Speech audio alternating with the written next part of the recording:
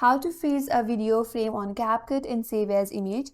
Hi everyone, this is Kate and welcome back to another video, and on today's video we will learn how we can freeze a video frame on CapCut and save as image. So without further delay, let's get started. First of all, you have to open up CapCut in your laptop and import the video.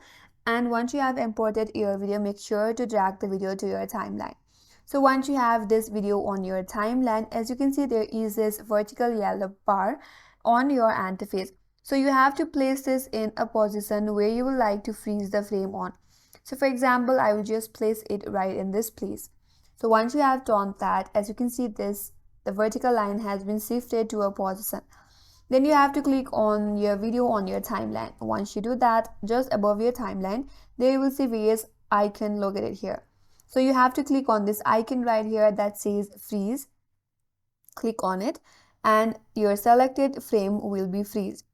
If you want to reduce its length, all you have to do is click on this end position, click on it and then drag it in order to reduce the length or the size. So once you have done that, if you play your video, you will notice a frame has been freezed. Now to export this frame or freezed frame as an image on your device, you have to click on this freeze frame. Then navigate to this video section and at this corner there is three line icon. Click on it. From this menu bar, click on export still frame. Select your location and all you have to do is click on export, and then this frame will be saved as image in your device. And that's all for today's video. Hope this video was helpful, and if you're new to our channel, consider subscribing. Thanks for watching.